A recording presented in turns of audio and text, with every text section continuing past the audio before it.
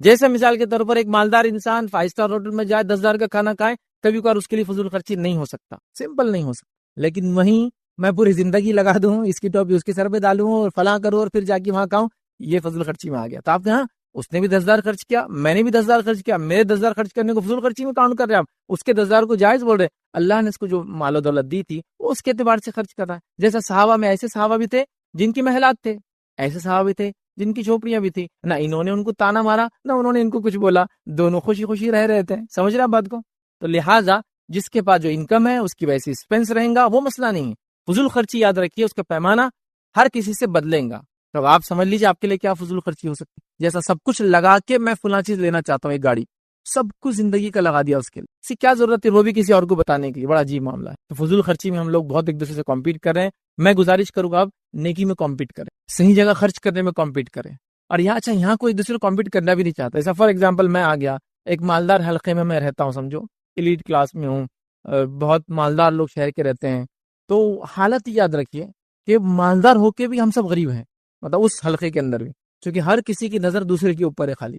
مالداری اصل کیا ہوتی ہے معلوم آپ کو؟ یہ بات بھی بتا دوں، مالداری نفس کی مالداری ہوتی ہے. آپ نے کہا الغنا غنا نفس، دل سے مالدار ہونا چاہیے آدمی نے، پیسے سے نہیں ہوتا آدمی مالدار، کو بھی دل سے ہوتا ہے.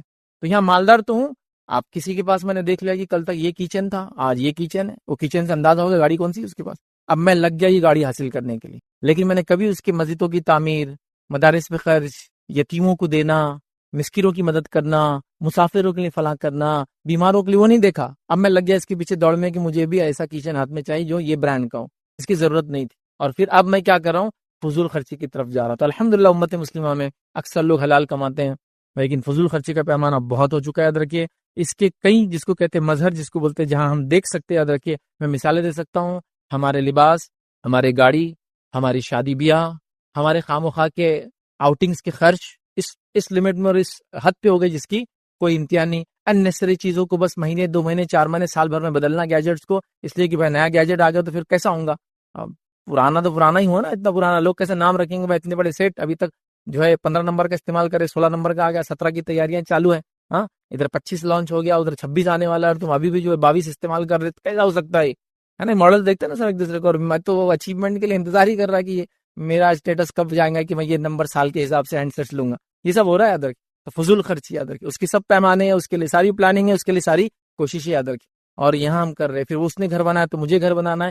فضول خرچی سے بچیے. یاد رکھیے بڑی اہم چیزیں یاد رکھیے. اللہ تعالیٰ نے کہا کھاؤ پیو اور اسراف مت کرو. اسی طرح یاد رکھیے دوسری جگہ جو ہے اللہ رب العزت قرآن فرماتا ہے، کہتا ہے اور رشتہ داروں اور مسکینوں اور مسافروں کو ان کا حق دو اور مال کو بیجا خرچ نہ کرو، بے شک بیجا خرچ کرنے والے شیطان کے بھائی ہے.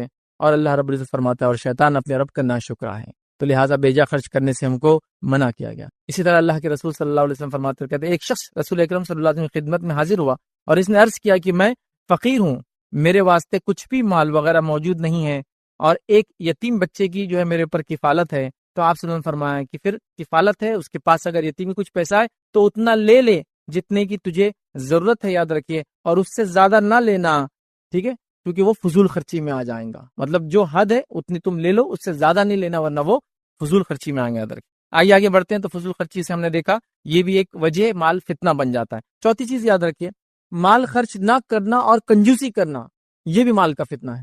آپ کے پاس مال و دولت ہے، ایک ہے فضول خرچ، اسپینڈ تھرفٹ، وہ برباد کر رہا ہے، مال جلا رہا ہے، یا دوسرا ہے خرچ ہی نہیں کر رہا ہے. اور بخیلی کے اندر خاص طور سے زکوٰۃ کا نہ دینا، اور بخیلی کے اندر خاص طور سے اللہ نے جن کی حق رکھے وہ نہیں رکھنا، یہ بخیلی ہے. ایک انسان اگر اپنے مال کی زکوٰۃ نکالتا ہے اور اللہ نے جن کی حق رکھا ہے دیتا ہے تو اس کو آپ کنجوس نہیں بول سکتے. پھر وہ کفایت شعر ہے. اس کے بعد کفایت شعری اور کنجوسی میں بہت تھوڑا سا ڈفرنس رہ جاتا ہے، بہت چھوٹی سی لائن ہے.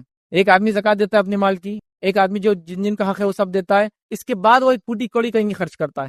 مطلب بیوی بچوں کا حق کھلا رہا ہے، پلا رہا ہے، اچھا رکھ رہا ہے، اللہ نے جو حق رکھا زکوٰۃ دے رہا ہے، ضرورت پڑی امت کو جب پال خرچ کر رہا ہے، لیکن سادہ سیدھا لباس ہے، سادہ سیدھا آج بھی گھر ہے اس کا، کوئی مطلب ایسا گھر نہیں کہ لوگ کہے کہ یہ وہ مالدار شخص ہے، سادی سیدھی گاڑیوں میں رہ رہا ہے، تو آپ اس کو کنجوس نہیں بول سکتے. بہت سے لوگ بولتے ہیں ارے اتنا مال ہے اس نے جلائیں گا بھی نہ پورا تو 7 پیڑھیوں تک چلیں گا، لیکن دیکھو گاڑی نہیں، میرے پاس رہتا نا تو میں بتاتا پھر کائے میں گھومتا اور کیا کرتا. تو یہ کنجوس نہیں ہے، یہ آدمی کنجوس نہیں. کنجوس کون ہے؟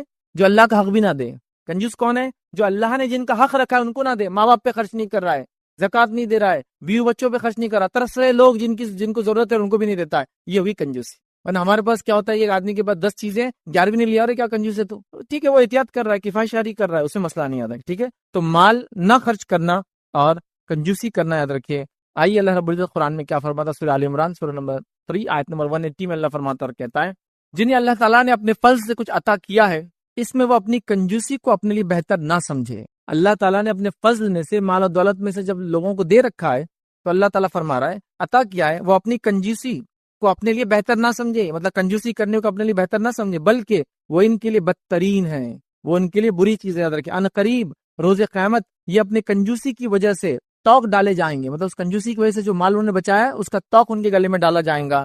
آسمان اور زمین کی وراثت اللہ کی ہے، اور جو کچھ تم کر رہے ہو اللہ تعالیٰ اس سے باخبر ہے۔ تو اللہ تعالیٰ فرما رہا ہے کہ کنجوسی نہ کرے، ورنہ اگر وہ کنجوسی کریں گے، جن کا حق ہے نہیں دیں گے، اللہ تعالیٰ اس مال کو گلے میں لٹکائیں گا۔ قرآن کی آیتوں میں یہ کہ جو سونا اور چاندی جمع کرتے ہیں اور اس کو اللہ کے راہ میں خرچ نہیں کرتے، جہاں خرچ کرنا زکوٰۃ نہیں دیتے، یہ سونے چاندی پگھلا کر ان کی پیشانیوں پر، ان کے پہلوؤں پر اور ان کے سائڈ سے، مطلب اس کو نیچے پیچھے ہر طرف ان کو سونے اور چاندی ڈالی جائیں گی۔ خاص طور سے وہ لوگ جو زکوٰۃ نہیں دیتے ہیں، تو یہ سونے چاندی کے تعلق سے زیادہ کہ جو مال و دولت کی زکوٰۃ نہیں دیتے اور کنجوسی کرتے ہیں، ان کا تو بہت بدترین حال ہے۔ اور مال کی زکوٰۃ نہ دینا کنجوسی کی وجہ سے، کسی بھی اور وجہ سے، یاد رکھیے مال کی محبت کی وجہ سے، یہ تو اتنے بڑے فتنے کا باعث ہے کہ باقی سارے لوگوں کو عذاب حساب و کتاب کی بات ہونے والا ہے۔ لیکن جو زکوٰۃ نہیں دیتا تھا اس کا حال یہ ہوگا، جب حساب اور کتاب چلیں گا تو وہ 50,000 ایئرز تک اس کو عذاب دیا کنٹینیوس جاتا رہے گا، اور پھر اس کا حساب الگ ہونے والا ہے۔ مطلب میں نے نماز نہیں پڑھی تھی، حساب و کتاب ہو رہا ہے، سزا مل رہی ہے۔ زکوٰۃ نہیں دی تھی تو حساب و کتاب لوگوں کا چالو ہے، جب تک لوگوں کا حساب کتاب چالو ہے تب تک بھی سزا مل رہی ہے۔ آنکھ تپایا جا رہا ہے، سونے اور چاندی کو پگھلا کر چہروں پر اور جسم پہ ڈالا جا رہا ہے۔ وہ جانور جن کی زکوٰۃ نہیں دی گئی، انسان کو لٹا دیا جائے گا، جانور موٹے تازے ہو جائیں گے اور اس پر اتنے 50,000 سال تک دوڑتے رہیں گے، اس کے اوپر سے دوڑیں گے۔ اور جانور کا آپ اگر بکری کا کھر بھی آپ کے پیر پہ لگ جائے نا کبھی، اتنی عجیب تکلیف ہوتی ہے، حالانکہ اس کا وزن زیادہ نہیں ہوتا، لیکن چونکہ وہ ماس بڑھ جاتا ہے، اس کا ویٹ پورا اتنے کھروں پہ رہتا ہے، تو وہ اس سے رونتے ہوئے جائیں گے۔ تو زکوٰۃ نہ دینے والا مال کی کنجوسی کی وجہ سے، یا جس کو ہم کہیں گے اس کا حق ادا نہ کرنے کی وجہ سے، اس کا تو حال یہ ہے کہ ابھی دوسروں کو تو سزا حساب و کتاب کی بات ملیں گی، حساب و کتاب چل رہا ہے تو اس کو سزا ملنا چالو ہو جائیں گی۔ اسی طرح مال کے تعلق سے جس کی زکوٰۃ نہیں دی جاتی ہے، یاد رکھیے جو فتنہ بنے گا، اللہ کے رسول صلی اللہ علیہ وسلم فرماتے ہیں یہ جو مال ہے اس کے لیے ایک سانپ بن کر آئیں گا، اور یہ گنجا سانپ ہوگا، مطلب سانپ کے زہر کی وجہ سے اس کے سر پہ کچھ روئیں ہوتے ہیں لیکن وہ بھی جھڑ جاتے ہیں، اس کے پوائزن کی وجہ سے اس کے سیلف باڈی کو بھی ڈسٹرکشن ہوتا ہے، اور وہ اس کے گلے میں ہوں گا اور وہ اس کو ہونٹوں پر ڈسیں گا اور کہے گا انا کنزک انا مالک، میں تیرا خزانہ ہوں، میں تیرا مال ہوں، اور ڈستا رہیں گا ادھر۔ تو یہ عذابات یہیں سے شروع ہو جا رہے ہیں، آخرت میں حساب و کتاب سے پہلے بھی عذاب مل رہا ہے۔ تو مال کے معاملے میں کنجوسی نہیں کرنا چاہیے، خاص طور سے اللہ نے جن کا حق رکھا ہے۔ ایسے میں کئی لوگوں کو جانتا ہوں کنجوسی اتنی نفس پہ آ جاتی ہے، اسی کوئی انتہا نہیں، اور ایک عجیب و غریب کنجوسی رہتی ہے مالدار لوگوں کی۔ کبھی کبھار میں نے دیکھا اے سی لگا ہوا لیکن چالو نہیں کر سکتے، گاڑی ہے لیکن چلا نہیں سکتے، فون ہے لیکن مس کال دینا چاہیے، دیکھا آپ نے ایسے لوگوں کو؟ تو یہ تو ایک عجیب نیکسٹ لیول کی کنجوسی ہے کہ اللہ نے سب کچھ دے رکھا لیکن اپنے نفس پر چھوڑ کے سب پہ خرچ کرنا ہے۔ پھر پتا چلا جناب ایسی کنجوسی کر کے چنے کھا کے زندگی گزار کر چلے گئے، بچوں نے ان کے مرتے 2 سال میں پوری وراثت کو ٹائٹا فش کر دیا۔ تو کیا فائدہ ہوا اتنا کما کے؟ اپنے لیے استعمال کرتا مال، اپنے لیے فائدہ اٹھا لیتا، کنجوسی نہ کر کے جہاں جہاں خرچ کرنا دے دیتا، دے کے اپنے لیے تیاری کر لیتا، آخرت کی تیاری۔ دیکھیے مال کے ذریعے آخرت کی بہت آسانی سے انسان تیاری کر سکتا ہے، جو غریب کے لیے وہ کام کرنا مشکل، لیکن وہی مال جب ملتا ہے آدمی خرچ نہیں کرتا ہے تو فتنہ ہی بن جاتا ہے، اتنی بڑا عذاب بھی ہو جاتا ہے۔ تو یہ بڑی اہم بات ہے، تو لہٰذا نفس کی کنجوسی سے ہم نے بچنا چاہیے، اور اللہ نے جو مال دیا اس کو صحیح جگہ خرچ کرنا چاہیے، فضول خرچ بھی ہونا چاہیے، صحیح جگہ ہونا چاہیے۔ سب سے پہلے اللہ کی راہ میں جس میں زکوٰۃ آ گئی جو فرض ہے، اس کے علاوہ صدقات اور خیرات، اس کے ساتھ ساتھ سب سے پہلے اگر انسانوں میں حق ہے تو والدین پر، اس کے بعد بیوی اور بچوں پر، اور اس کے بعد کے رشتہ دار، اور اس کے بعد کے رشتہ دار، جن جن کا حق یاد رکھیے سب کا دینا چاہیے۔ آئیے 5ویں جگہ یاد رکھیے جہاں مال فتنہ بن جاتا ہے ہمارے لیے، یاد رکھیے وہ ہے کثرت مال کی وجہ سے تکبر آ جانا، کثرت مال کی وجہ سے لوگوں کو حقیر سمجھنے لگ جانا۔ دیکھیں کسی کے پاس مال ہے وہ استعمال کرے، کوئی برائی نہیں ہے، لیکن وہ استعمال کرے اور دوسروں کو نیچا سمجھے، وہ بہت بڑا مسئلہ، تکبر آ جانا ہے۔ اور اکثر ہم دیکھتے ہیں مال انسانوں میں تکبر لاتا ہے، جس کی ایک جیتی جاگتی مثال قرآن میں موجود تھی۔ وہ کون سی ہے؟ قارون کی مثال۔ قارون کو اللہ نے بہت مال و دولت دے رکھی تھی، مطلب قارون شاید ان لوگوں میں سے تھا جو کنگز کو فائنینس کرتے، بادشاہوں کو فائنینس کرتے ہیں، ہوتے ہیں نا کنگ میکر رہتے ایسے لوگ، دکھتے نہیں کچھ نہیں لیکن اتنا مال و دولت کی ملکوں کی حکومتوں کو ہلا دیتے، فلاں کر دیتے، تو شاید کنگ میکر تھا قارون، بہت خزانہ، اتنا مال و دولت کہ اس کے خزانے کی جو ہے جو کیز سے چابیاں تھے ایک جماعت اٹھایا کرتی تھی، مطلب کچھ لوگ لگتے تھے اٹھانے کے لیے. اب ایسا بھی نہیں کہ لاک اس زمانے میں 1 ٹن کا رہتا تو چابی 500 کلو کی، ویسا نہیں تھا. سمپل لاک اینڈ کیز جیسے آج ہوتے ہیں، تھوڑے بہت اور بڑے اور وزنی ہوتے تھے، لیکن ایک جماعت اس کی چابیوں کو اٹھاتی تھی. کتنا رچ ہوں گا وہ، سپر رچ. اور جب نکلتا تھا وہ تو پورا شہر نکل کے اس کو دیکھتا تھا. مطلب جب وہ گھر سے نکلتا تھا تو ایک جلوس ہی نکلتا تھا اس کے ساتھ، کیونکہ بڑے مالدار لوگوں کے ایک اپنے نخرے اور ٹھاٹ ہوتے ہیں، تو پورا جلوس نکلتا تھا کہ لوگ متاثر ہو رہے تھے اس سے، اثر لے رہے نوجوان اور بچے دیکھ کر کے جو قارون نکل رہا کہ ایسا ہونا چاہیے زندگی تو یہ ہے. لیکن جب موسیٰ علیہ السلام کو اللہ نے کہا جاؤ مال کا حق لو قارون سے، اور جو ہے قارون سے. جب موسیٰ علیہ السلام کو کہا احسن کما احسن اللہ الیک، احسان کر ویسا لوگوں پر جیسا اللہ نے تجھ پر احسان کیا ہے. مطلب جو مال تجھے دیا دوسروں پہ خرچ کر. تو کہا اللہ کا احسان، یہ تو میری عقل کی کمائی ہے، یہ میں نے محنت سے کمایا ہے. پھر اللہ رب العزت نے کیسا عذاب دیا اس کو، قیامت تک عبرت بنا دیا. اس کا مال، اس کے گھر اور جائیداد، اس کی شخصیت کے ساتھ اس کو اللہ نے زمین میں دھسا دیا، برباد اور جو اس کو ہلاک کر دیا. تو یہ مثال ہے ہمارے سامنے. تکبر تھا اس کو اپنے مال کا. تو آج مال کیا کر رہا ہے؟ تکبر لا رہا ہے. دیکھیے اب اچھی اچھی گاڑیاں استعمال کیجیے، کوئی بات نہیں. اچھی اچھی گھڑیاں استعمال کیجیے، کوئی بات نہیں. اچھے اچھے کھانے کھائیے، کپڑے پہنیے، کوئی مسئلہ نہیں. دوسروں کو حقیر مت سمجھیے، اپنے آپ کو ان سے افضل مت سمجھیے. پرابلم یہاں ہوتا ہے جب ہم کیا کریں دوسروں کو حقیر سمجھ رہے اس استعمال سے، یہ بڑا پرابلم ہے. اچھا وہ لوگ جن کو یہ چیز نہیں ملی ہے، وہ کسی کے استعمال سے ان کو متکبر خود سے ڈکلیئر نہ کرے، یہ بھی بڑا مسئلہ رہتا. جس کے پاس مال نہیں ہے وہ سیلف بتا کے یہ متکبر ہے. اس نے کیسا تکبر؟ اس کو اتنی مہنگی گھڑی کیوں پہنا؟ مہنگی گھڑی پہننے سے اس کا تکبر ظاہر نہیں ہوتا، یاد رکھیے. اگر وہ مہنگی گھڑی پہن کر اپنے آپ کو آپ سے افضل سمجھ رہا ہے جب وہ متکبر ہوا. اگر وہ ایسا نہیں سمجھ رہا بھائی گھڑی ہے بس میں نے پہنا ہوا، آپ کیوں سمجھ رہے؟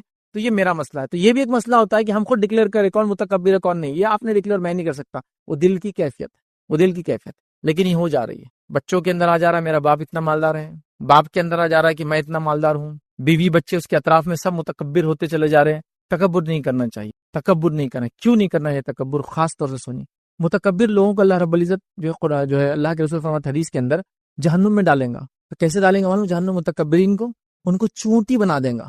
دنیا میں اکڑتے تھے نا، تو اللہ چوٹیوں کے اتنے چھوٹے چھوٹے جسم دے دیں گا ان کو، اور چوٹی بنا کے جہنم میں ڈالیں گا. چونکہ وہ تکبر کرتے، بڑا سمجھتے تھے. اور تکبر کیوں نہیں کرنا چاہیے؟ حدیث قدسی ہے، نبی اکرم صلی اللہ علیہ وسلم فرماتے اور کہتے ہیں تکبر اور عظمت یہ اللہ کی جو ہے یہ چادر ہے. اللہ فرماتا ہے حدیث قدسی ہے کہ تکبر اور عظمت، بڑائی یہ اللہ کی چادر ہے.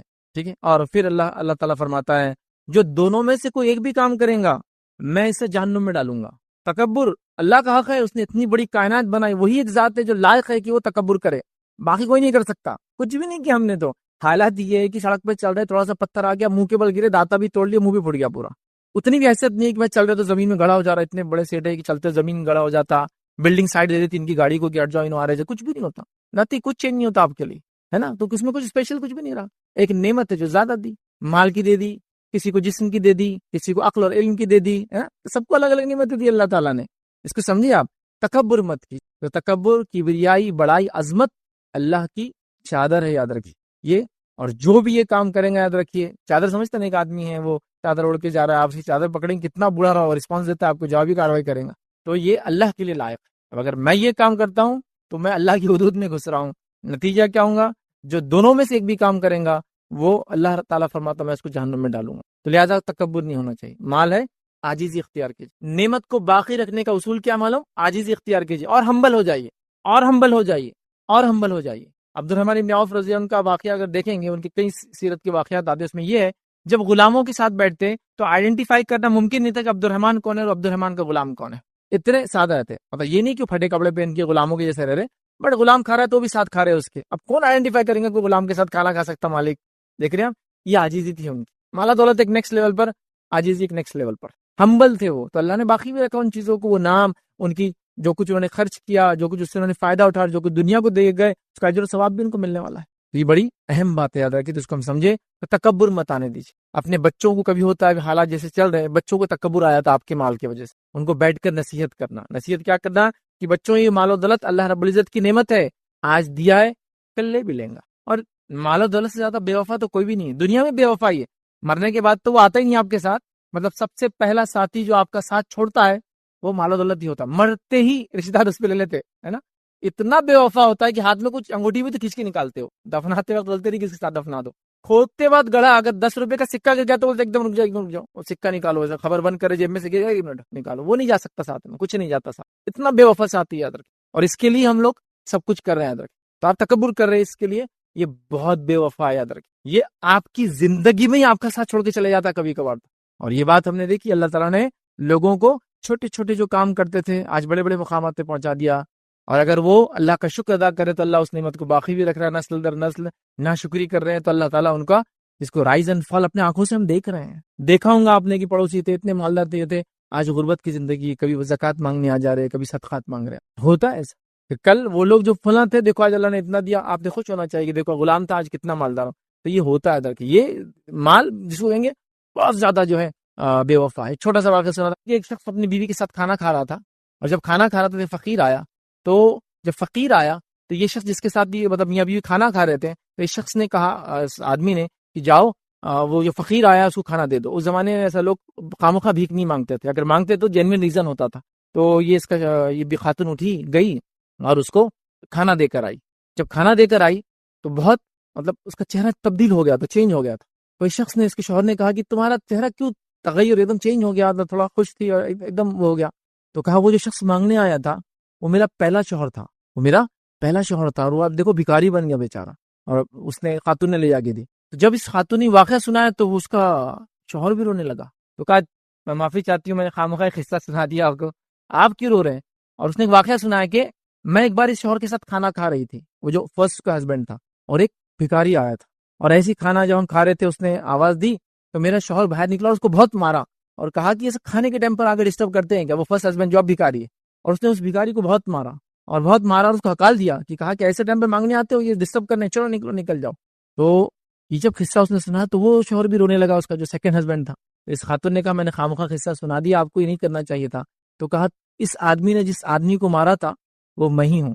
اب ایک ہی زندگی میں جو فقیر بھیک مانگنے آیا تھا اب وہ اس عورت کا شوہر ہے، اور جو انسان مالدار تھا جس بھکاری کو مارا وہ آدمی جو ہے اب مالدار بن چکا ہے۔ تو ایک ہی زندگی میں یہ، اب میں یہ نہیں کہہ رہا ہوں کہ فقیر آئے تو آپ کھانا چھوڑ کے اس کو لے آ دے ورنہ آپ بھی فقیر بن جائیں گے، ویسا نہیں میں بتانا چاہ رہا ہوں۔ بتانا ہی چاہ رہا ہوں کہ مالداری پیسہ کسی کا ہوتا نہیں، یاد رکھ، جب تک ہے فائدہ لیا، صحت ہے جب تک ہے فائدہ اٹھا لو، پہچان ہے جب تک ہے صحیح فائدہ اٹھا لو، مال ہے جب تک فائدہ اٹھا لو، چلا جاتا ہے، بے وفا ساتھی ہے نہ مرنے کے بعد کام آتا ہے۔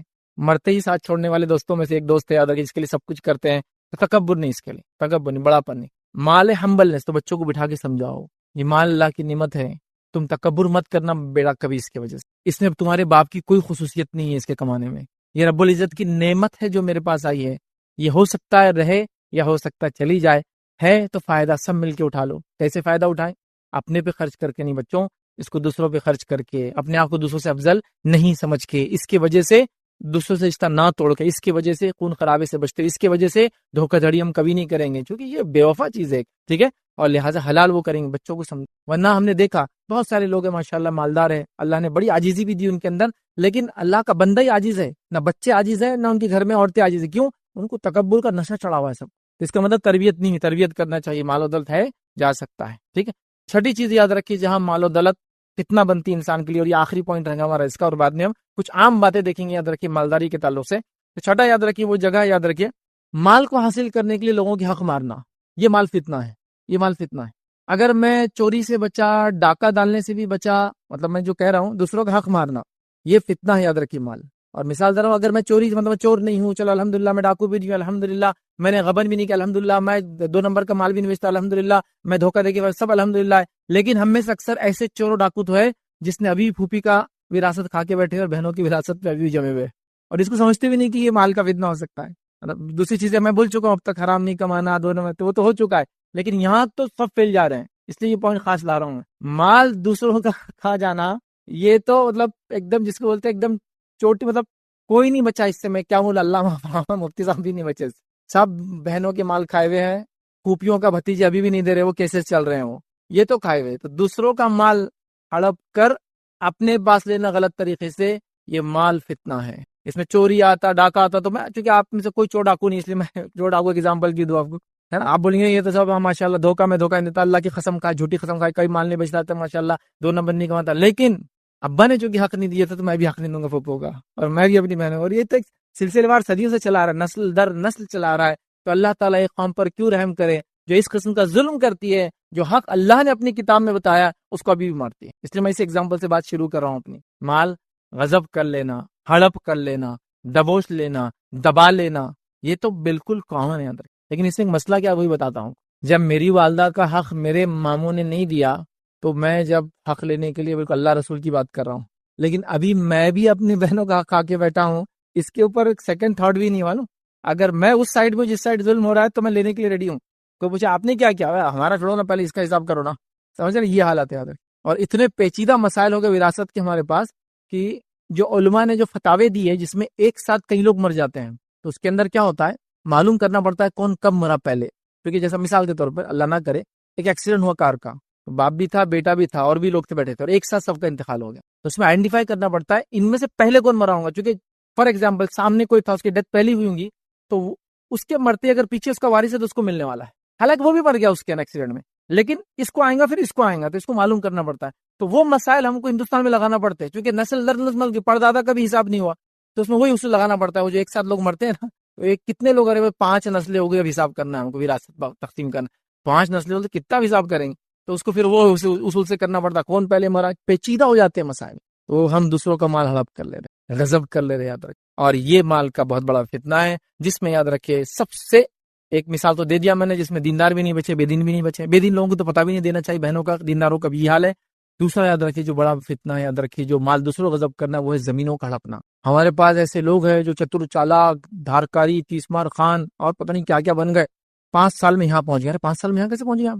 5 سال میں کیا کر رہا ہوں, خالی جگہ ڈھونڈ رہا ہوں بس, محلے میں کون سی ہے, بس خالی جگہ ملی کہ پیپرہ تیار کرنا چالو, پیپرہ تیار ہوئے کہ اس کا سیل چالو, اور ایک بار بک گئی کہ بس ختم. اگر آ بھی گیا تو وہ پھر اس کو جگہ بیچنے نہیں دیں گے. اس کی بولیں اتنے دن سے کہاں تھا تو, ہاں ابھی نہیں ہو سکتا. تو اب کتنے میں جگہ بک رہی, 100 روپے میں بک رہی تھی جگہ, 30 روپیز میرے ہوں گے اس میں, پھر کیوں دے وہ تم کو, صرف وہ نہیں تھا بول کر.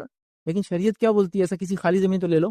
یہ ہے نا, کرائے سے گھر میں گئے, خالی نہیں ہوا آج تک, نماز روزے علامہ فہامہ بنے میں گھوم رہے, لیکن لوگوں کی زمین ہڑپے ہوئے آپ. نہیں, قانون ہے. میں بول رہا ہوں اللہ تعالیٰ نے یہ حکم دیا کہ آپ کو, رسول اللہ صلی اللہ علیہ وسلم فرمانے ہے کہ کسی کی ملکیت چینج ہو جاتی خالی آپ کے اس کے پاس رہنے سے, نہیں, واپس دو اس کو جگہ. 1000 سال بھی ہو گئے تو آپ کو واپس دینا پڑے گا, چونکہ وہ اس کی جگہ ہے. اور زمین کا معاملہ پیچیدہ کیوں ہے معلوم آپ کو, اس کی سزائیں بہت سخت ہے, سزائیں بہت سخت ہے. اللہ کے رسول صلی اللہ علیہ وسلم فرماتے ہیں جو شخص کسی کی بالش میں زمین میں ہتھیا لے, بالش بھر, بالش کو سمجھتے ہیں, ایک 8-9 انچ 10 انچ کا بالش ہوتا ہے, تو اللہ رب العزت روز قیامت 7 زمینوں کے برابر توق اسی گلے میں ڈالیں گے. 7 heavens, 7 زمینوں کے برابر توق ڈالیں گا گلے میں. 10 کلو کا کچھ ڈال کے گھومیے تو پتہ چلتا ہے اس کا وزن کیا ہوتا ہے. 7 زمین, مطلب زمین کا ویٹ کتنا ہوتا ہے, ذرا نکالی تو صحیح, اتنا وزن اس کے گلے میں ڈالیں گے. یا ایک روایت میں اس کو 7 زمینوں کے وزن کے نیچے دبائیں گے اللہ تعالیٰ, اس نے جو زمین ماری تھی. اب ہمارے پاس تو دھارکاری آدمی ہے نا, میں دادا نے کھیت لیے تھے کتنا, 1 ایکڑ, اب 2 ایکڑ ہے ماشاء اللہ. اچھا, بازو کا کھیت بھی نہیں, کھیت نہیں لیے جی, دادا کی ٹیکنیک تھی, وہ بہت آگے کے آدمی تھے. وہ بندارے کو ادھر کر دیے, جھاڑ کو ادھر لگا دیے, فلاں یہ کر دیے, ادھر لا کے کچھ گاڑ دیے, ادھر لا کے فلاں کر دیے, ادھر لا کے ایک مزار بنا دیے, ادھر لا کے فلاں کر لیے. الحمدللہ 2 ایکڑ, اور کھا بھی رہے اس کو. ایک بالش کا یہ حال ہے تو 1 ایکڑ کا افیکٹ کیا ہوگا اندازہ لگائیے. ایک بالش مارنے کی زمین کا اثر یہ ہے, 1 ایکڑ کا اثر کیا ہوگا. اور اس کو آپ دھارکاری اور اچھا سمجھ رہے ہیں, ہاتھ جوڑو اور جو اس کا مالک تھا اس کو واپس دو لے جا کر, اگر دادا کی نجات چاہتے ہو تو. لیکن دادا بھگت رہے نا, مجھے کیا کرنا ہے, آپ بھی بھگتو گے, چونکہ گناہ میں آپ بھی بعد میں ساتھ دے رہے معلوم ہونے کے بعد. جب تک آپ کو پتا نہیں تھا ٹھیک ہے, انسان جب تک بالغ نہیں ہوتا ہے وہ حرام کمائی پہ پلتا ہے اپنے ماں باپ. اگر اس کا باپ حرام کما رہا ہے پوچھ نہیں ہے, ایک بار بالغ ہو جائے پوچھے پھر تو نے کیوں ہو کیا. آپ اگر اس کا ساتھ دیں گا مطلب تو حصے دار ہے اس کمائی کے اندر. بولنا چاہیے اس نے کہ اب میں نہیں کھا سکتا, آپ کا بڑا ہو گیا, میں کماؤں گا, آپ حرام کماتے ہیں. زمین کا مارنا کتنا کام ہونا دے, حرام طریقے سے کمانا. پلاٹنگ ہوئی, آئیڈیا سے بس لے لو, جتنا ہوتا باہر جتنا نکل سکتے نکلو, اندر رہو, جتنا ہے اتنا لو. اس لیے کہ آخرت میں بہت بھاری چیز, بہت بھاری چیز, بہت بھاری چیز, سمجھو اس چیز. ٹھیک, ایک روایت میں نبی اکرم صلی اللہ علیہ وسلم فرمایا کہ کوئی کسی پر ظلم کرے تو روز قیامت وہ جہنم میں جائیں گا, جنت اس کے لیے حرام ہو جائیں گی, جہنم اس کے لیے واجب ہو جائیں گی. صحابہ نے کہا ظلم کتنا, بتائیے, وہ مطلب کتنا کرے. تو آپ کہہ رہے ہیں کہ جہنم واجب, جنت حرام, کتنا ظلم. تو کہا پیلو کی لکڑی کے برابر ہے, مسواک کے برابر. مطلب یا تو مسواک کی قیمت کے برابر ظلم کرے تو مسواک کیا رہتی, مطلب ایک برش, ٹوتھ برش سمجھ لیجیے, ٹوتھ برش بھی اگر تم نے ناحق کیا تو یہ ہو رہا سزا, پیلو کی لکڑی کے برابر. سمجھ رہے, تو یہ ظلم میں کاؤنٹ ہوگا, جنت حرام ہو جائیں گی, جہنم واجب ہو جائے. زمینیں مار لے رہے ہیں, گھر دبا لے رہے ہیں, جائیدادیں دبا لے رہے ہیں, دکانوں میں سے نکل نہیں رہے ہیں. نکل جاؤ اللہ کے لیے, آخرت میں نجات پا جائیں گے. قتل کرنا, مال کے لیے قتل کرنا, ڈاکو دیکھی کیا کرے, قتل کر کے پیسہ لوٹ لے رہے ہیں, مختلف قسم سے قتل کر رہے ہیں. یاد رکھو, چوری کرنا یہ بھی حرام طریقہ ہے. اسی طرح جو ہے جھوٹ بول کر مال بیچنا, چھوٹی قسم کھا کر مال بیچنا، یتیم کا مال کھا لینا، رشوت کے ذریعے مال کھا لینا، اسی طرح جو ہے لوگوں کی عزت اچھال کے اس کے ذریعے کمانا، اسی طرح جو ہے وہ چیزیں جو انسانیت کو نقصان دیتی ہیں ان کو بیچ کر مال کو کمانا، کئی ذرائع لوگوں نے بنا لیا، یاد رکھیے، اور ایسا کمایا مال فتنہ ہے، فتنہ، تو اس چیز سے ہمیں بچنا چاہیے، یاد رکھیے۔ آئیے 6 چیزیں کہ مال کہاں کہاں فتنہ ہے وہ دیکھنے کے بعد آخری چند باتیں آپ کو مال کے تعلق سے رکھنے کی کوشش کروں گا۔ پہلی چیز یاد رکھیے، روز قیامت مال کے بارے میں سوال ہونے والا ہے۔ نبی اکرم صلی اللہ علیہ وسلم نے فرمایا، ابن آدم، انسان کے قدم اللہ کے سامنے سے نہیں ہٹیں گے، کب تک؟ جب تک کہ وہ 5 سوالات کے جواب نہ دے دے۔ 5 سوالات کیا کیا ہے؟ زندگی کہاں لگائی، جوانی کہاں لگائی، مال کہاں سے کمایا، کہاں خرچ کیا، علم کتنا حاصل کیا اور کتنا عمل کیا۔ 5 سوالات زندگی ہے۔ ٹوٹل ہیومن لائف، پوری انسانی زندگی صرف 8 سوالوں پہ ڈیپینڈ ہے، صرف 8 کوشچنس ہیں۔ جو بچے نیٹ کریک کر رہے ہیں، سی ٹی کریک کر رہے ہیں، تو 200 سے کم تو کسی میں بھی نہیں ہے، نیٹ تو 700 سے اوپر جا رہا ہے نا، الگ الگ ایگزامینیشن ہے۔ یہاں کتنے آنسرز کریک کرنا ہے، وہ کوشچنس کریک کرنا ہے 8۔ 3 کون سے ہیں؟ قبر میں۔ 5 کون سے ہیں؟ اٹھنے کے بعد۔ بس اتنا ہی ہے، صرف 8 کوشچن یاد رکھیے، اس سے پوری زندگی ڈیپینڈ ہے میری رات۔ تو یہاں اللہ تعالیٰ خود پوچھنے والا ہے، قدم جم جائیں گے روایت میں، مطلب حل نہیں سکیں گا، اور جواب دینا ہے۔ زندگی کہاں لگا، جوانی، مال کہاں سے کمایا، کہاں خرچ، تو مال کہاں سے کمایا، کہاں خرچ کیا، فرشتے اس نام عمل نہیں، اللہ سیدھے پوچھنے والا ہے، آمنے سامنے ہونے والا ہے، تو بہت مشکل چیز ہے نا، ٹف کام ہے۔ تو بہرحال اس چیز کو ہمیشہ ذہن میں ہم رکھیں۔ دوسری چیز یاد رکھیں، دوسروں کے مال یا نافرمان لوگوں کے مال، یا وہ لوگ جو ہم پہ ظلم کرے ان کا مال، یا وہ لوگ جو غلط طریقے سے کما رہے ہیں یا غلط لوگ ہیں، ان کے مال کو دیکھ کر اپنے آپ کو غمگین نہ کرے کبھی کہ ان کے پاس اتنا ہے، میرے پاس کیوں نہیں، وہ قوم اتنی آگے جا رہی، ہم کیوں نہیں جا رہے ہیں، اس سے غمگین نہیں ہونا کبھی مال کو دیکھا۔ ہوتے بہت سارے لوگ ڈپریشن کے شکار ہو گئے صرف مال کی کمی کی وجہ سے۔ کسی گناہگار کے مال کو دیکھ کر آپ ڈپریس مت ہوئیے۔ میں نے کئی لوگ بولتے سنا، ارے یار وہ تو کافر ہے پھر بھی اتنا ان کے پاس، ارے یار وہ تو گناہگار ہے ان کا اتنا، ارے یار وہ تو فلاں ہے ان کا اتنا، ہمارے پاس کیوں نہیں ہے۔ کسی کے مال کو دیکھ کے آپ پریشان مت ہوئیے، اس کی ضرورت بھی نہیں یاد رکھیں، کیوں تو قرآن میں اللہ رب العزت نے اللہ کے رسول صلی اللہ علیہ وسلم کیا حکم دیا، کیا بیان کیا۔ سورہ توبہ سورہ نمبر 9 آیت نمبر 55 میں اللہ فرماتا اور کہتا ہے، سو تم ان کے مال اور اولاد سے تعجب نہ کرنا، اللہ یہی چاہتا ہے کہ ان چیزوں کی وجہ سے دنیا کی زندگی میں انہیں عذاب دے اور کفر کی حالت میں ان کی جانیں نکالے۔ تو تم ان سے پریشان مت ہونا دوسروں کو دیکھ کر، اللہ تعالیٰ یہی چاہتا ہے کہ اس مال کے ذریعے ان کو عذاب دے، حالانکہ مال میں نے کہا نعمت ہے، لیکن انہوں نے چونکہ غلط طریقے سے استعمال کر رہے، ایمان نہیں لا رہے مال کی وجہ سے۔ ایسے ہوا نا، انبیاءوں کے زمانے میں جو بڑے مالدار لوگ تھے اکثر ایمان نہیں لائے، اس مال کے ذریعے ان کو عذاب دے آخرت، اللہ یہی چاہتا ہے۔ تو پریشان مت ہوئیے کہ بھائی مال کیوں نہیں ہمارے پاس، ہم بھی مالدار ہونا چاہیے تھا، ٹھیک ہے، اسے پریشانی میں۔ تیسری چیز یاد رکھیے، مال کی ہرس دین کی خرابی کی وجہ بنتی ہے، یاد رکھیے۔ مال کمائیے، حلال مال کمائیے، اس کے لیے کوئی ہرس مت کیجیے۔ مال کی ہرس، وہ جو ایک کے پیچھے لگے نا آج کل ہمارا، یہ جو کریں گا میں وہ کروں گا، یہ ہرس، یہ دین کو خرابی کی وجہ ہے۔ نبی اکرم صلی اللہ علیہ وسلم کیا فرماتے ہیں، غور سے سنیے، اگر دو بھوکے بھیڑیوں کو بکری کے اگر جھنڈ میں چھوڑ دیا جائے، وہ اتنا نقصان نہیں پہنچاتے جتنا نقصان، یاد رکھیے، مال کی ہرس انسان کو دین میں پہنچاتی ہے۔ اب یہ مثال کیوں دی گئی، میں بات کو سمجھاتا ہوں۔ شیر جب شکار کرتا ہے، کہیں بھی اٹیک کریں گا، ایک جانور ماریں گا، اس کو کھاتا ہے، پورا نہیں کھایا تو چھوڑ کر جاتا ہے، پھر واپس آتا ہے، پھر اس کو کھاتا ہے، پھر جاتا ہے، پھر بھوک لگی پھر واپس آتا ہے، پھر کھاتا ہے، جب صاف ہوا تو چھوڑ دیتا ہے۔ کھا چکا، بیٹھا ہے، تو ہرن آ کے اس کے پیٹ پہ بیٹھ جائے، وہ اس پہ اٹیک نہیں کرتا، بیٹھا رہتا ہے۔ یہ سین آپ نے دیکھے ہوں گے نا آج کل شیر کے اطراف میں، وہ بھوکا نہیں، ابھی کھایا ہوا ہے تب اٹیک نہیں کرتا ہوں۔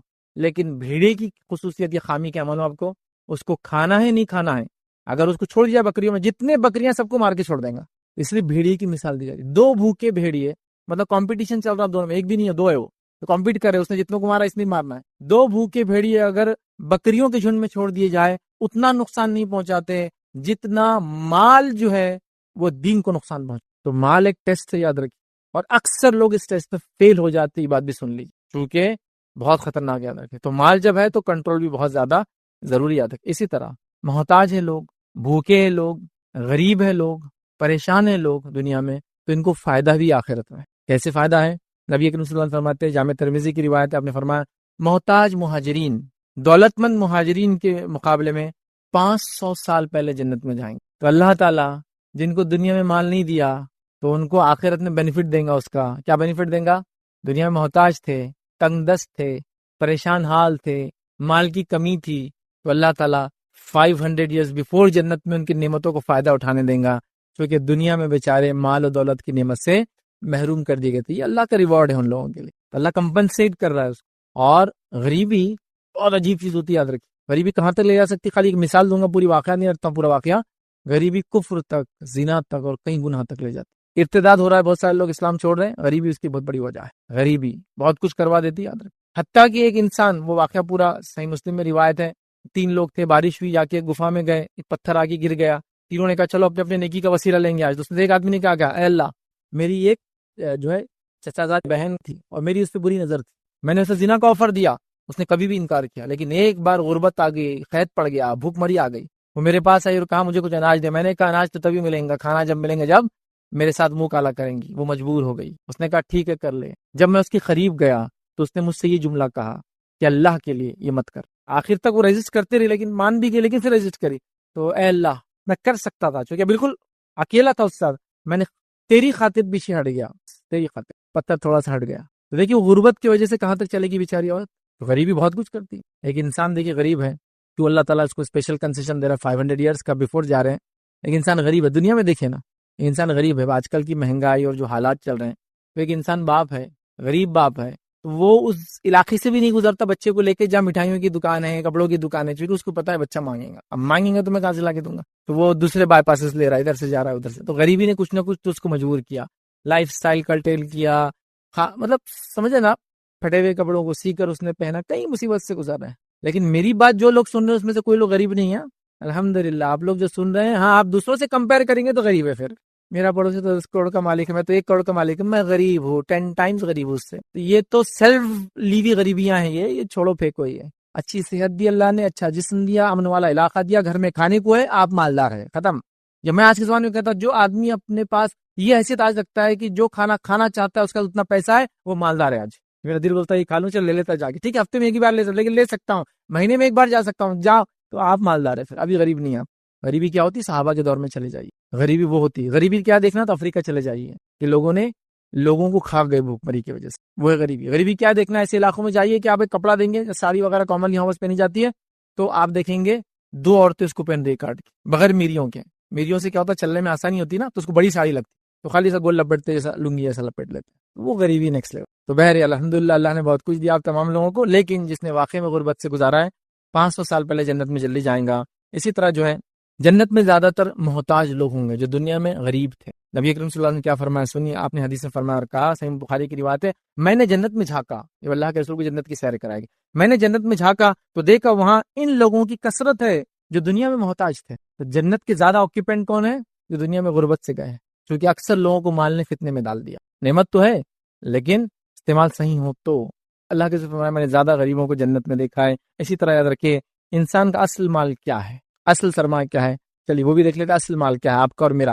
اصل مال، جیسا کہ ہم مال کو بچا رہے ہیں، مال کو دھوکہ دے کے حاصل کر رہے ہیں، حرام حرام کی تمیز سب کچھ کر رہے ہیں، تب ریئل میرا پوزیشن، میرا جس کو بولے کہ میرا یہ ہے، جس کو بول سکتا نا میرا ہے، یہ وہ کیا ہے؟ سنیے اللہ کے رسول نے فرمایا، اور اس حدیث میں ایک جس کو کہیں گے ایک جملے میں آپ نے وہ کر دیا کہ تیرا مال بس یہ ہے. صحیح مسلم کی روایت آپ نے فرمایا ابن آدم کہتا ہے میرا مال اور میرا مال. ابن آدم کہتا ہے میرا مال اور میرا مال. چلیے آپ کا مال کیا آپ نے فرما رہے ہیں؟ آپ فرماتے ہیں جو تو نے کھایا اور جو ضائع کیا وہ تیرا مال، مطلب تیرے اکاؤنٹ میں آیا ہو. جو پہنا اور جو پھاڑ دیا وہ تیرے اکاؤنٹ میں آیا، اور جو صدقہ کیا وہ تیرا ہوا، باقی سب وارث ہو گئے.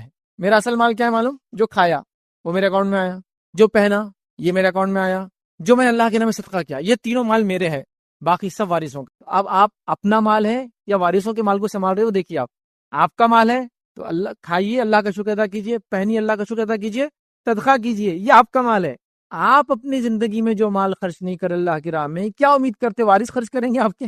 آپ خود حیات تھے، آپ بولے نہیں دیکھیں گے، نہیں دیکھیں گے، نہیں دیکھیں گے، وارث تھوڑی کریں. تو ریئل یہ ہے، تو یہ ریئل مال آپ کا یہ ہے. تو اگر کوئی کہہ رہا ہے میرا بینک بیلنس اتنے کروڑ کا ہے، تو یہ ریئل بینک بیلنس نہیں ہے. بینک بیلنس وہ جو صدقہ کر دیا آپ نے. ایک صحابی نے جانور ذبح، نبی کریم صلی اللہ علیہ وسلم کہا ان کو دو، ان کو دو، ان کو دو، ان کو دو. اب سب دینے کے بعد تھوڑا سا حصہ بچا. نبی کریم صلی اللہ علیہ وسلم عائشہ سے کہا کہ اب کچھ ہے لاؤ میرے لیے. تو کہ اللہ کے رسول صلی اللہ علیہ وسلم آپ نے پورا دے دیا، کچھ بچا ہی نہیں. تو کہا جو دے دیا وہی بچا ہے. کیا کہا؟ بہت تھوڑا حصہ بچ گیا تھا، تو پورا جانور آپ نے ذبح کیا اور سب کو صدقہ کر دیا. جب خود کے کھانے کی باری کہا مجھے لاؤ، تو کہا اتنا. تو کہا میں عائشہ نے کہا آپ نے تو سب دے دیا، اتنا ہی بچا. تو کہا نہیں، جو دیا اصل وہی جمع ہوا، ریئل وہ تھا. تو جو صدقہ ہوا تھا وہ جمع ہو گیا، وہ اکاؤنٹس میں آ گیا، وہ صدقہ ہو گیا، وہ آخرت کے جمع. تو ریئل مال آپ کا اور میرا کیا ہے؟ اب جان لیا آپ نے. جو کھایا اور جو میں نے ضائع کیا وہ میرے اکاؤنٹ میں شامل ہو گیا، جو پہنا اور جو پھاڑ دیا میرے اکاؤنٹ میں آ گیا، جو صدقہ کیا آ گیا، باقی سب وارثوں کا. یہ بات یاد رکھ لیجیے. اور آپ کے مرتے سب چیز ہو جاتا، مرتے ہی نہیں، آپ تھوڑے بوڑھے بھی ہو گئے تو بچے بولتے ہیں کہیں خرچ کر رہے ہو آپ، کہیں کو یہ کرتے آپ، کہیں کو فلاں کرتے، چونکہ ان کو معلوم جتنا یہ خرچ کریں گے اتنا وراثت جاری ادھر سے نکل کے اپنے کو آنا چاہیے نا. یہ حالت ہو جاتی ہے. پھر بہرحال جب طاقت میں ہے، توانائی میں ہے، جوان ہے، ہوش میں ہے، حواس میں ہے، جب تک لوگ آپ سے دبے ہوئے خاندان کے، اللہ کی راہ میں خرچ کیجیے. میں نہیں کہہ رہا ان کو بھوکا مار دیجیے، لیکن ان کا بھی کیجیے. لیکن ہم بس اپنے اوپر ہی خرچ کرتے ہیں ہم لوگ سب چیزیں، ان کا حق ہی نہیں بنا. اس کو بھی یاد رکھیے. آخری بات یاد رکھیے جس سے میں نے لیکچر شروع کیا تھا، اس سے خاتمہ کر رہا ہوں. مالدار کو خرچ کیے بغیر نجات نہیں ہے. آئیے اللہ کے رسول صلی اللہ علیہ وسلم کیا فرماتے ہیں. صحیح بخاری کی روایت ہے، آپ نے فرمایا رکھا بلا شبہ قیامت کے دن بہت مال و دولت رکھنے والے ہی زیادہ نادر ہوں گے. روز قیامت بہت مال و دولت رکھنے والے نادر ہوں گے. مطلب مال و دولت والے جو دنیا میں تھے جنت میں کم ہوں گے. نادر مطلب کم ہونا. جنت میں آپ نے جھانکا، غریبوں کو پایا، محتاجوں کو پایا. بہت کم مال و دولت والے نادر ہوں گے، اس لیے کہ مال فتنے میں ڈال دیتا ہے. تو آپ فرما رہے دولت رکھنے والے زیادہ نادر ہوں گے. مگر جس سے اللہ نے دولت دی، اب کون بچ سکتا ہے اسے؟ جس سے اللہ نے دولت دی، اس نے اپنے دائیں سے اور بائیں سے اور پیچھے سے اور ہر طرف سے دولت کو جو اللہ کے راہ میں لٹا دیا، تو فرمایا آپ لٹا دیا اور اس مال سے بھلائی کما لی، بس وہ بچ جائیں. اس لیے میں نے کہا مال و دولت اگر کسی کے پاس ہے، خرچ کیے بغیر نجات نہیں ہے. تو خوب خرچ کیجئے. یہ اصل آپ کا سرمایہ بھی ہے، یہ آپ کا ایسٹ بھی ہے، یہ آپ کے ریئل دولت بھی ہے. یہی فائدے مند ہے، ورنہ پھر ہمارا مال ہمارے لیے فتنہ بن جاتا ہے. یاد رکھیے. لہٰذا یہ بڑی اہم چیز ہے، یاد رکھیے. مال فتنہ کب بنے گا؟ جو کہ نوجوان سن رہے، آگے بھی سنیں گے، جب نوجوان مال کمائیں گے، ہے نا. کیونکہ آج کل نوجوان جس روش میں چل رہے ہیں تو ان کو صبح اٹھانا پڑا کہ اٹھو بچوں ظہر ہو گئی. کماؤں گے تو مال کا فتنہ، مال کی بات ہوں گی، خرچ کی بات ہوں گی، ساری چیزیں ہوں گی. تو یہاں کیا ہو رہا ہے؟ کہیں میرے لیکچر کو سن کے جو عیدی ہے وہی بول رہا اچھا ہی ہوا اپن کمانے کے چکر میں جا رہی نہیں. فیض بھائی نے بول دیے مال فتنہ ہے. امی سن لو، 500 سال پہلے جنت میں جانا ہے تو میرے کو ایسے ہی رہنے دو، میں ایسا رہوں گا تو کامیاب انسان بنوں گا، ان لوگوں میں شامل ہو جاؤں، جلدی جائیں گے. نہیں، اللہ نے صلاحیت دی تھی، تو نے کمایا نہیں. صلاحیت دی تھی، کما کے اللہ میں خرچ نہیں کیا.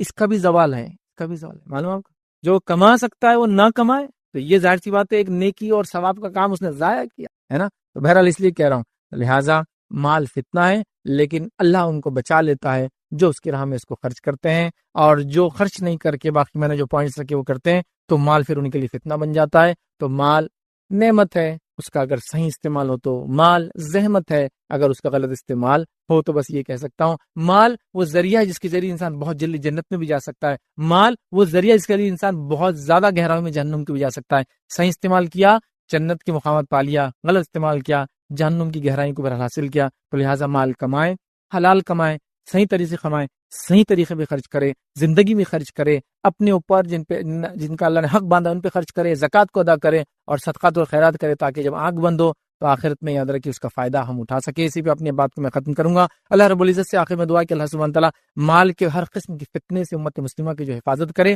اور ہم تمام کو جو نعمت تو نے دی ہے ان نعمت کا شکر ادا کرتے ہوئے اس کا فائدہ اٹھاتے ہوئے دنیا کی ایک بہترین زندگی عطا کرنے کی توفیق عطا فرما، اور آخرت کے اندر ہمیں ان تمام چیزوں کو نجات کا ذریعہ بنا. جب تک ہمیں زندہ رکھ اسلام اور ایمان پر زندہ رکھ، خاتمہ ہمارا ایمان پر ہو. آخر دعوانا الحمدللہ رب العالمین. سبحان ربک رب العزت عما یصفون وسلام علی المرسلین والحمدللہ رب العالمین. جزاک اللہ خیر. یہ تھے جناب ایڈوکیٹ فیض سید صاحب، جنہوں نے کافی بہترین انداز میں مال کا فتنہ اس عنوان کی آپ لوگوں کے سامنے وضاحت کی. اسی طرح ہم سوال جواب کے مرحلے کی طرف بڑھتے ہیں. سوال جواب کے مرحلے کے لیے جینٹس میں مرد حضرات کے لیے میرے دائیں جانب ایک مائک لگایا گیا ہے. جن کسی کو بھی سوالات پوچھنا ہو تو وہ یہاں پر قطار لگا سکتے ہیں. کوشش کریں مرد حضرات میں سے بھی خواتین میں سے بھی کہ جو کوئی سوال پوچھ رہے ہوں سوال عنوان پر ہوں. اسی طرح سے جو کوئی بھی سائل ہو، سوال کرنے والا ہو، وہ سب سے پہلے اپنا نام اور پیشہ ضرور بتائیں. اسی طرح سے خواتین مائک پر بھی سوال کر سکتے ہیں، اور مائک کے علاوہ وہ چیٹس کے ذریعے سے بھی سوالات پوچھ سکتے ہیں. اور جو کوئی بھی لوگ آن لائن اس کانفرنس کو دیکھ رہے ہیں وہ بھی کمنٹس کے ذریعے آن لائن اپنے سوالات کو پوچھ سکتے ہیں. ہماری کوشش رہیں گی کہ ان سوالات کو بھی ہم یہاں پر شامل کرنے کی کوشش کریں. جزاک اللہ. بسم اللہ الرحمن الرحیم. الحمدللہ رب العالمین والصلاة والسلام علی رسولہ الکریم وعلی آلہ وصحبہ اجمعین. رب اشرح لی صدری ویسر لی امری واحلل عقدۃ من لسانی یفقہوا قولی. اما بعد. جی، میرا نام دانش خان ہے، میں آئل مارکیٹنگ کمپنی میں جاب کرتا ہوں. میرے 2 سوالات تھے. پہلا سوال یہ ہے کہ ایک سوچ ہے، اس سوچ کے اوپر آپ کا کمنٹ چاہیے تھا کہ ایک غریب باپ ہے جو کہ غربت میں اپنی جوانی نکالے، اور جب اس کا اولاد ہو، بیٹے ہو خاص طور سے، تو وہ یہ چاہے کہ میں انتھک محنت کر کے کسی بھی ذریعے سے حرام حلال کی تمیز نہ کرتے ہوئے بچوں کی لائف میرے جیسی نہ ہو، ایسے پیسہ کماؤں.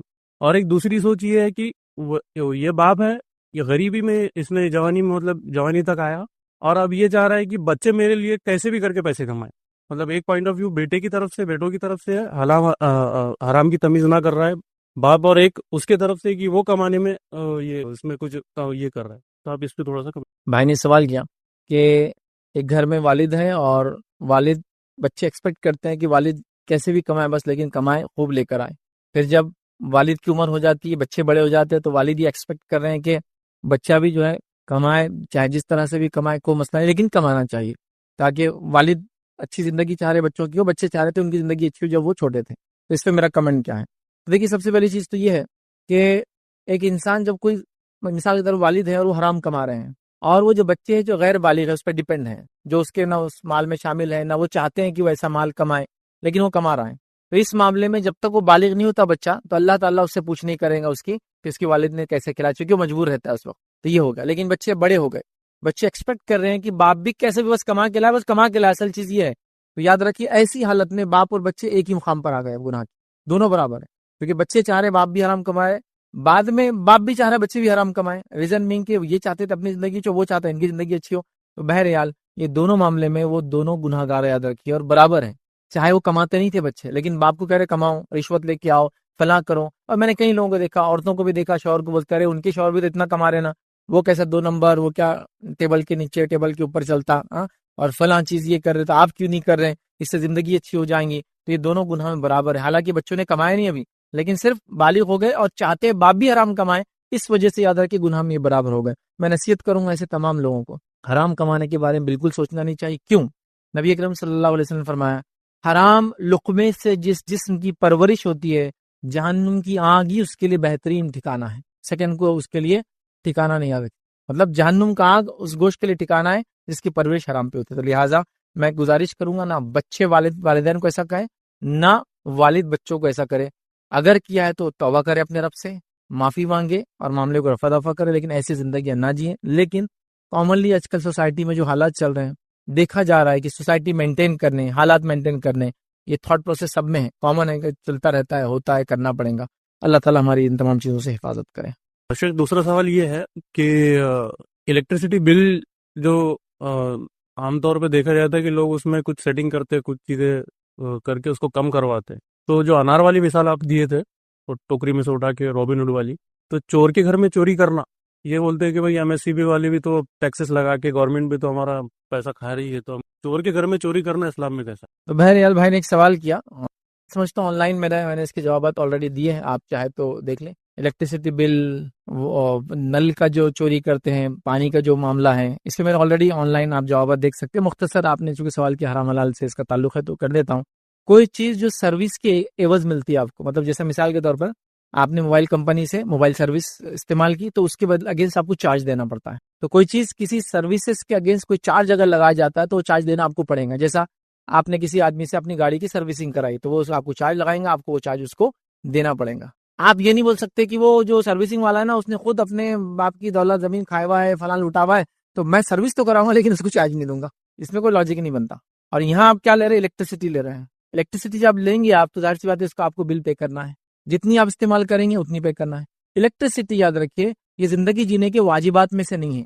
کوئی نہیں بول سکتا الیکٹریسٹی تو انسانیت جی نہیں سکتی. ٹھیک ہے، ضرورت بن گئی ہے، اس سے فائدے بہت ہے، جب فائدہ اٹھا رہے ہیں تو اس کا بل پے کرنا پڑے گا. پھر ہمارا معاملہ یہ ہے کہ اکثر میں نے دیکھا، بری بات ہے لیکن اب کیا بولیں اور کتنے کیا کیا چیزوں میں بولیں، کہ لوگ میٹر لیتے ہیں اور میٹر کے اندر سیٹنگ کرتے ہیں.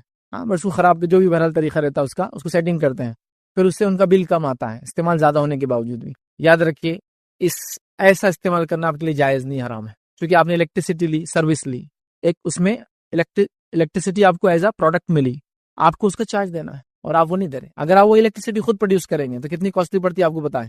آج کل الٹرنیٹ آ گیا تو ٹھیک ہے، آپ کو لگتا ہے کہ جو سسٹم سے الیکٹریسٹی مل رہی ہے وہ صحیح نہیں ہے، بہت بار جاتی فلاں ہے، تو راہ لگا لے اپنا. پھر وہ ایک الگ بات ہے. آج کل تو یہ بہرحال کھو بھی سکتا، آسان ہے آج کل، ٹھیک وہ کر لے، لیکن آپ چوری نہیں کرتے. چور کے گھر میں چوری بھی جائز نہیں ہے، ڈاکو گھر میں ڈاکہ ڈالنا جائز نہیں ہے، رابن ہوڈ بڑھ کے دوسروں کی مدد کرنا جائز ہے. رابن ہوڈ کیا کرتا تھا؟ بتایا جاتا ہے کہ یورلینڈ کے اندر ایک شخص تھا، وہ مالداروں سے مال لوٹتا اور غریبوں میں مال کو بانٹتا. لیکن مالداروں سے لوٹ کے غریبوں میں بانٹنا یہ کوئی طریقہ نہیں یار. مالدار اگر حلال طریقے سے کما رہا اس کا مال لوٹ نہیں سکتے آپ. یہ سب چیزیں نہیں کر سکتے. تو میٹر کی چوری مت کیجیے، الیکٹریسٹی کی کیا کچھ نہیں کرتے اس سے آپ. پانی گرم کرتے غسل کے لیے، ہاں اسی میں اس کی روشنی میں قرآن کی تلاوت کی جا رہی ہے، ہاں اس میں کتنے جائز اور حلال کام اپنے کروا رہے ہیں. اگر آپ کا کوئی دوسرا کام ہے تو آپ اس کے ذریعے ساری چیز، جیسا کہ آپ کا آن لائن کچھ کام ہے اسی کے ذریعے حلال کما رہے ہیں، اور اس میں ایک چیز کو آپ کیا کریں، چوری کر رہے ہیں، درست نہیں. اسی طرح پانی کا بھی مسئلہ ہوتا ہے، نل وغیرہ آتے ہیں تو آپ لوگ اس میں چوری کر لیتے ہیں. ابھی تو ایک صاحب مجھے ملے تھے، بتانے لگے کہ ایک علاقہ ہے تقریباً 350 گھر ہیں، اور جس میں سے 17 آفیشیل نل ہے خالی. 350 گھر کہاں سے پانی لا رہے؟ بورنگ سے لا رہے، کنویں نہیں، کچھ نہیں آج کل. تو وہ لوگ کیا کر رہے ہیں، اس میں چوری کر رہے ہیں. یہ نہیں کر سکتے آپ. بس ایک سروس آپ کو دی جا رہی ہے، آپ ٹیکس نہیں ہم کو فلاں سہولت نہیں ملی، ٹھیک ہے نا، آپ جا کے ڈیمانڈ کیجیے سہولت دیجیے، لیکن ایک سہولت کی دوسری سہولت میں آپ پیسہ چرا نہیں سکتے، تو آپ کو وہ دینا چاہیے. اور پانی کا معاملہ تو بہت ہی سینسیٹیو ہے نا، پیے تو جی رہے ہیں، غسل ٹوٹ گیا تو اسی سے کر رہے ہیں، وضو کرنا ہے وہی استعمال ہو رہا ہے، میت کو خصوصی دے رہے، نل چرا کے رکھ رہے ہیں. اب بیسس دیکھیے اس کا کیا ہو رہا ہے، سوچیے اس پہ تھوڑا. یہ سب نہیں ہونا چاہیے بہرحال، لیکن ہم کیا باتیں لوگوں کو سمجھائیں. آپ بول رہے اتنا ادھر تو وہ علاقے میں چوری چل رہی، کوئی اور جگہ فساد چل رہا تو آپ کا فساد کرنا جائز ہو جاتا، کوئی اور ظلم کر رہا تو آپ کا ظلم کرنا جائز ہوتا ہے. میری چپل مسجد سے چوری ہو کے میں نے آپ کی چرا لی، جائز ہو جاتا. ہم یہ بول رہے نا اس نے کر رہا تو ہم کیوں نہیں کرنا، وہ آگے بڑھے تھے ہم کیوں نہیں کرنا. بھائی ایسا نہیں ہوتا، لاجیکل ہونا چاہیے ایک انسان نے. تو لہٰذا آپ ایسی چوری نہیں کرنا چاہیے، ورنہ اننیسیسری چیزیں ہم حلال کی طرف سے حرام کی طرف خاموخواہ جا رہے ہیں. سروس لی گئی، چارجز دینا چاہیے. اچھا کبھی یہ بھی ہوتا ہے، کسی نے سوال کیا تھا کہ بھائی ہم تو وہ جس کو کہتے ہیں کہ کھیت میں گئے اور مالی نہیں تھا تو کیا ہم چرا سکتے ہیں کیا؟ اس کا کام تھا نا بیٹھے رہنا، وہ بیٹھا نہیں تھا تو ہم نے چرا لی. پھر تو دیکھیے شریعت میں یہ جائز نہیں ہے. آپ کسی جگہ جا رہے ہیں مالی نہیں بھی ہے تو شریعت آپ کو اجازت نہیں دیتی کہ آپ کوئی چیز چرائے، وہ چوری ہے اور حرام میں آگے یاد رکھیے، اس کو سمجھیں. سوال کہ اپنے مال کا کتنا حصہ ہم خود پر خرچ کر سکتے ہیں. تو دیکھیے آپ کے مال کا جو واجبی ہے، جو کتنا کوانٹیٹی وائز، مطلب فیگرز میں نہیں بتا سکتا ہوں کہ کتنا آپ پہ خرچ کرے یا کتنے پرسنٹیج کرے. جو واجبی ہے، جو ضروری ہے وہ خرچ کرے. جیسا مثال میں دے سکتا ہوں، میں انڈیا میں یہاں رہ رہا ہوں اور یہاں ایک واجبی خرچہ ایک انسان کا سمجھ لیجیے 10,000 میں، اس کا اگر خود کا گھر ہے تو ایک انڈیویجول کا 10,000 میں خرچہ ہو جاتا ہے. لیکن یہی چیز اگر وہ دبئی چلا جائے، یو ایس چلا جائے تو میں بھی 20, 30, 40,000 ہو جائیں گا. تو جو واجبی ہوتا ہے اتنا وہ انسان اپنے اوپر خرچ کر سکتا ہے. ہاں اگر ایک انسان اپنے مال کی زکوٰۃ دیتا ہے، جن کا حق اللہ نے رکھا ہے، والدین، بیوی بچے، ان کے حق ادا کرتا ہے، اور جن کا اس کے مال میں حق ہے، جو مسافر ہیں، مانگنے والے ہیں، رشتہ دار ہے وغیرہ، وہ سب کرتا ہے. یتیم ہے، سماج کے ادر کے نادر لوگ ہیں، وہ کرتا ہے. تو باقی چیز اپنے اوپر نفس پہ وہ خرچ کر سکتا ہے ادر کے. ٹھیک ہے، تو اس میں کوئی انشاءاللہ جیسے مسئلہ نہیں، لیکن کتنا کوانٹٹی نہیں بتا سکتے. نبی اکرم صلی اللہ علیہ وسلم کا زمانہ تھا، ایک شخص آیا اور کہا کہ بس 1 درہم میں کیا کروں؟ کہا اپنے نفس پہ خرچ کر، اپنے آپ پہ خرچ کر. اس کو ایک اور درہم میں کہا کہاں خرچ کرو؟ تو کہا اپنے بیوی بچوں پر خرچ کر. پھر کہا ایک اور درہم ہے تو کہاں خرچ کروں؟ تو آپ نے سامنے کچھ اور ایسا حق بتا کہ اس پہ خرچ کر. کہا ایک اور درہم میں کیا کروں؟ تو کہا اب تجھے معلوم ہے کیا کرنا ہے، تو اللہ کے نام میں خرچ کر. قرآن نے کہا کہ قرآن میں سوال کیا کہ یہ لوگ پوچھتے کتنا ہم خرچ کریں اللہ کے نام میں، تو کہا کہ جو حق ہے ان کے حق دینے کے بعد اللہ کے نام میں خرچ کر سکتے ہیں. تو یہ بھی ہو سکتا ہے آپ کا حق اپنے لیے سب لے لیا، اس کے بعد کا اللہ کے نام میں خرچ کیجیے، دیجیے. کتنا خود پہ خرچ کرنا ہے بس میں نے کہا جو واجبی ہے. میں اس کا کوئی فیگر یا پرسنٹیج نہیں دے سکتا ہوں، یہ ڈیپینڈ ہے. بس یہ دیکھیں آپ کہ آپ اللہ کے لیے خرچ کریں اور جہاں خرچ کرنے کا حکم ہے وہ کرتے رہیں، یہ اصل ہے. پھر اس کے علاوہ جو مال ہے اپنی نفس پہ آپ خرچ کر سکتے ہیں، اور نفس پہ خرچ کرنے والے مال کو کم کر کے آپ زیادہ سے زیادہ اللہ کے نام میں لگا. میں کہوں گا یہ ریکمینڈ کرتا ہوں، اس سے انشاءاللہ جیسے آپ کو دنیا اور آخرت کے زیادہ سے زیادہ فائدے ملیں گے انشاءاللہ. السلام علیکم سر. کوشچن یہ تھا کہ اعمال کے اعمال اچھے یا برے کرنے سے مال میں زیادتی یا کمی ہوتی ہے کیا؟ میں نے ایک سوال کیا کہ اعمال کے اچھے یا برے ہونے سے مال میں زیادتی یا کمی ہوتی ہے کیا؟ تو دیکھیے اچھے اعمال کرنے سے مال میں برکت آتی ہے، بات ثابت ہے. اس پر میرے کئی لیکچر ہیں، روزی میں برکت مگر کیسے، بہترین دنیا کی زندگی مگر کیسی. 2 لیکچر تو کافی مشہور ہیں، آپ ان کو دیکھیے، اس میں 10 پوائنٹس لے آؤں. نیکی کرنے سے مال و دولت میں برکت ہوتی ہے، اضافہ ہوتا ہے اور فائدہ ہوتا ہے، یہ بالکل بات ثابت ہے. تو لہٰذا آپ یہ کر سکتے ہیں. ٹھیک ہے، تو اس میں کوئی مسئلہ نہیں. تو جو انسان ہوں گا، دیندار ہوں گا، متقی ہوں گا، پرہیزگار ہوں گا، اس کو اس کا فائدہ ہوگا. لیکن اسی جملے کے ساتھ بول رہا ہوں، اگر کسی انسان کو نیک دیکھنے کے باوجود بھی آپ دیکھیے وہ غریب ہے، تو یہ اس کی آزمائش ہے، عذاب نہیں ہے. وہ ٹیسٹ سے گزر رہا ہے، اس کا بھی اس کو فائدہ ہے. سمجھ رہے بات کو؟ لیکن چونکہ آپ کا سوال تک کیا نہیں کیا، تقوی کی وجہ سے فلاں فائدہ ہوتا ہے، ایمان کی وجہ سے فلاں فائدہ ہوتا ہے. قرآن کی کئی آیتیں انشاءاللہ عزیز، ہم آخری جو ہمارا لیکچر ہے نیکی کے دنیاوی فائدے، اس میں دیکھیں گے یہ سب چیزیں. ٹھیک ہے، بہرحال ابھی ٹائم نہیں ہے، لیکن مختصر بول رہا ہوں آپ کو. تو بالکل فائدے ہوتے ہیں. تو لہٰذا کوئی دیندار ہے، متقی ہے، پرہیزگار ہے، اللہ رب العزت دنیا میں بھی نیکی کے فائدے دیتا ہے، اور آخرت میں تو بالکل انہی کو فائدہ ملے گا جو نیکی کر کے آئے ہیں. اس بات کو یاد رکھیں، تو بالکل ملتا ہے، یاد رکھیں اس کو فائدہ. تو برے اعمال؟ اچھا، بھائی نے سوال کیا برے اعمال کی وجہ سے کیا نقصان ہوتا ہے؟ ہاں برے اعمال کا ظاہر سی بات ہے اس کی نحوست آتی، اس کی برائی آتی، اور یقیناً اس سے انسان غریب ہو سکتا، یا اس سے اگر مالدار ہے بھی، جو ہم نے آیت دیکھی تھی قرآن کی، اللہ کیا فرما رہا ہے کہ اللہ تعالیٰ یہی چاہتا ہے کہ ان کو اس کے ذریعے عذاب دے، کہ دنیا کے اندر خوب مال و دولت دے، عیش و عشرت دے، جس کی وجہ سے ایمان کی طرف نہیں بڑھیں گے اور کفر کی حالت میں مریں گے، اور اللہ چاہتا ہے ان کے ساتھ یہ کرے تاکہ ان کی پکڑ کرے۔ یقیناً گناہ کرنے سے، گناہ کے اثرات یہ ہوتے ہیں کہ انسان کا اللہ چہرے کا نور چھین لیتا ہے، علم کی فراست چھین لیتا ہے، زندگی کی برکت چھین لیتا ہے، عمر کے فائدے چھین لیتا ہے، اولاد بگاڑ دیتا ہے، صحت برباد کر دیتا ہے، تاکہ کئی اس کے نقصانات یاد رکھے۔ اور ایک بہت مشہور قول عبداللہ بن عباس رضی اللہ عنہ کا، پورا قول تو یاد نہیں، اس قول کو آپ ضرور پڑھیں۔ 10 فائدے جو ہوتے ہیں، ہم دیکھیں گے اس کو انشاءاللہ کبھی، 10 فائدے جو ہوتے ہیں نیکی کرنے سے، 10 نقصانات وہ گنواتے ہیں برائی کرنے کے۔ کسی نے ایک سوال کیا، رسول اللہ صلی اللہ علیہ وسلم نے ہمیشہ غریب رہنے کی دعا کی، اور ہمارا مال اور رزق کی دعا کرنا کیا صحیح ہے؟ تو دیکھیں نبی اکرم صلی اللہ علیہ وسلم نے غریبی کی دعا نہیں کی، مسکینی کو آپ نے پسند کیا، اور اللہ کے رسول صلی اللہ علیہ وسلم کا یہ بائی چوائس تھا، لیکن امت کو آپ نے نہیں کہا کہ اس کو چوائس کو آپ آپٹ کرو، یہ بائی چوائس تھا، نبی اکرم صلی اللہ علیہ وسلم کو آفر دیا گیا تھا اللہ کی طرف سے۔ آپ کیا کرنا چاہیں گے؟ کیا ویسے نبی بننا چاہیں گے جیسے داؤد علیہ السلام اور سلیمان علیہ السلام تھے، بادشاہ نبی، یا ویسے نبی بننا چاہیں گے جو اللہ کا عاجز بندہ؟ آپ کو آپشن دیا گیا تھا، مالدار نبی یا آپ عام۔ تو آپ صلی اللہ علیہ وسلم نے کہا میں اللہ کا عاجز بندہ جو ہے بن کر رہنا پسند کرتا ہوں، یاد رکھیں، ٹھیک ہے؟ تو لہٰذا آپ سے کچھ آپشن تھا، اور آپ نے اب کیا بائی چوائس کہ میں مسکینوں کو اختیار کروں گا، بلکہ آپ کی کچھ دعائیں بھی ثابت ہیں کہ اللہ مجھے مسکین رکھ، مسکینوں میرا شمار کر، روز خان مسکینوں مجھے اٹھا، ٹھیک ہے؟ تو لہٰذا آپ کا بائی چوائس تھا۔ تو اب سوال یہ تھا کہ اللہ کے رسول نے تو مسکینی کی بات کی، اور ہم جو رزق کی دعا کر رہے ہیں، کیسے ہی آپ بالکل رزق کی دعا کر سکتے ہیں، اس میں کیا مسئلہ ہے؟ ایسے مال کی آپ دعا کیجئے جو مال آپ کو دنیا کا خیر اور آخرت کا خیر لائے، تو کوئی مسئلہ نہیں اس کے اندر، ٹھیک ہے؟ تو یہ ضروری نہیں کہ کوئی یہ کہے کہ میں دعا کر رہا مال کی تو میں نبی کریم صلی اللہ علیہ وسلم کی دعا کے خلاف دعا کر رہا، ایسا کچھ بھی نہیں آتا، ٹھیک ہے؟ تو آپ بالکل دعا کر سکتے ہیں، اس میں کوئی حرج نہیں، اللہ کے رسول کا یہ عمل بائی چوائس تھا، آپ نے خود سے یہ پسند کیا ایسا کرنا۔